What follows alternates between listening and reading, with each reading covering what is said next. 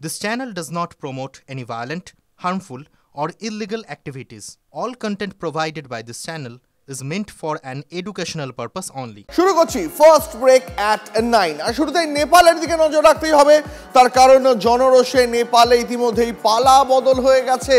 দেশ জুড়ে জারি অরাজকতা জনতার রোষে কার্যত তছনছ সরকারি সম্পত্তি রাতেও জ্বলছে সংসদ ভবন সহ বিভিন্ন কার্যালয় আজ সকাল থেকে থমথমে কাঠমান্ডু বন্ধ রয়েছে দোকানপাট ছবি দেখাচ্ছি আপনাদের এই মুহূর্তে সেনা টহলদারি চলছে রাস্তাঘাট প্রায় জনশূন্য আমাদের সহকর্মী সুমন রয়েছেন আমাদের সঙ্গে আমি সরাসরি সুমনের সঙ্গে কথা বলবো সুমন এই মুহূর্তে নেপাল জুড়ে একটা থমথমে পরিস্থিতি কারণ কি হয় এরপরে কুর্সিতে কে বসবে এটাই এখন সবথেকে বড় প্রশ্ন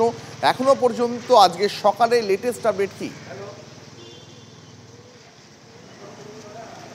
দেখো কালকে রাত থেকে আর্মি কিন্তু ডিপ্লয় করেছে তাদের ট্রুপকে নেপালের গোটা অঞ্চল জুড়ে কাঠমান্ডুতে আর্মি রয়েছে তার সাথে সাথে নেপালের যে স্পেসিফিক পয়েন্টগুলো যেগুলোতে হিস্টোরিক্যাল স্ট্রাকচার আছে যেগুলোতে সরকারি অফিস আছে সেখানে কিন্তু আর্মি টহলদারি চলছে এবং কাল রাত থেকে আজ সকাল পর্যন্ত আর্মি কিন্তু ২৬ জনকে গ্রেপ্তার করেছে যারা বিভিন্ন জায়গায় এই ধরনের সংঘর্ষ ঘটাচ্ছিলেন আগুন ধরিয়ে দিচ্ছিলেন লুট করছিলেন এবং তুমি যেমনটা বললে যে নেপালে পালাবদল হয়ে গিয়েছে কিন্তু এখন তত্ত্বাবধায়ক সরকার নেই এখন আর্মি নেপাল চালাচ্ছে কিন্তু খুব দ্রুত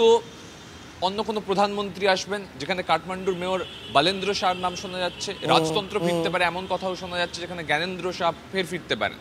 এই পরিস্থিতি তখন কিন্তু গোটা নেপাল থমথমে অরাজকতার পরিস্থিতি এবং নেপালের কার্যত বলা চলে অঘোষিত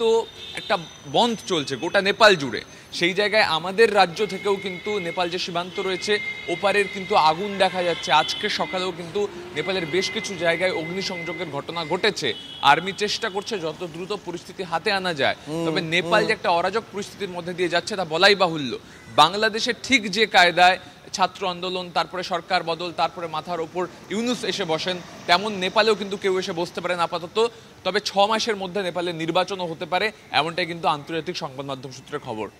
সুমন ধন্যবাদ তোমাকে গণবিদ্রোহের চাপে নেপালে অলি সরকারের পতন ঘটেছে দেশের নিরাপত্তার ভার হাতে তুলে নিল নেপাল সেনা রাজপথে নেপালি সেনার টহল চলছে বিদ্রোহী জনগণকে শান্তি বজায় রাখার আবেদন নেপালের সেনা প্রধানের বিদ্রোহীদের আলোচনার ডাক দেওয়া হয়েছে সেনার তরফে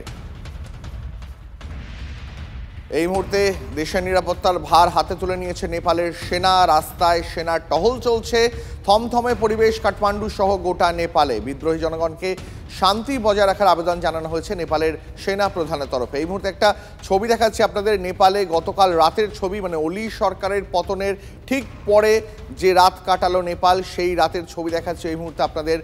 আলোচনায় যারা বিক্ষোভকারী যারা বিদ্রোহী তাদের আলোচনার টেবিলে বসার জন্য সেনার তরফে আহ্বান জানানো হয়েছে কোনো সরকারি সম্পত্তির ক্ষয়ক্ষতি না করার আবেদন জানানো হয়েছে দেখুন একবার ছবিটা নেপালের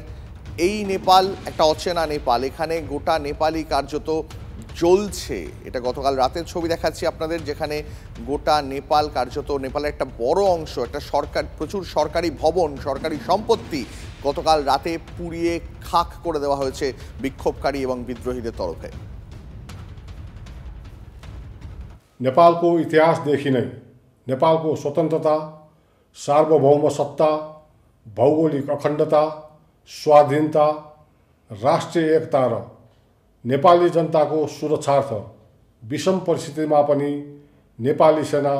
प्रतिबद्ध रहँदै आएको तथ्य हामी सबैलाई सर्वविदितै छ यस विषम परिस्थितिबाट राष्ट्रलाई शान्तिपूर्ण तवरले निकास दिनको लागि आन्दोलनरत समूहलाई आन्दोलनका कार्यक्रमहरू स्थगन गरी वार्ताको निमित्त आह्वान गर्दछौँ এখন একটা প্রশ্ন উঠছে জানেন তো যে পালা বদলের পর এবার নেপালের কুর্সিতে কে প্রধানমন্ত্রী পদের দৌড়ে কি এগিয়ে রয়েছেন বলেন্দ্র শাহ অস্থির নেপালের দায়িত্ব কাঠমান্ডুর মেয়র বছর ৩৫-এর বলেন্দ্রর হাতে তুলে দিতে চান আন্দোলনকারীদের একটা বড় অংশ নেপালের বেশ কয়েকটি সংবাদ মাধ্যমও এমনটাই জানিয়েছে বলেন্দ্র কাঠমান্ডুর মেয়র সিভিল ইঞ্জিনিয়ারিং নিয়ে তিনি পড়াশোনা করেছেন ভারতে নেপালের র্যাপার এবং সুরকার হিসাবে তিনি জনপ্রিয়তা অর্জন করেন নিজের গানেও দুর্নীতি এবং আর্থিক বৈষম্যের বিরুদ্ধে সরব হন বলেন্দ্র নেপালের ছাত্র যুব আন্দোলনে সামিল না হলেও দূর থেকেই সমর্থন করেছিলেন তিনি। সরাসরি অংশগ্রহণ না করার কারণ হিসাবে তিনি জানান, এটা জেনজির আন্দোলন, তাই 18-র উপরে কেউ এই আন্দোলনে যোগ দিক তা চাননি বলেন্দ্র।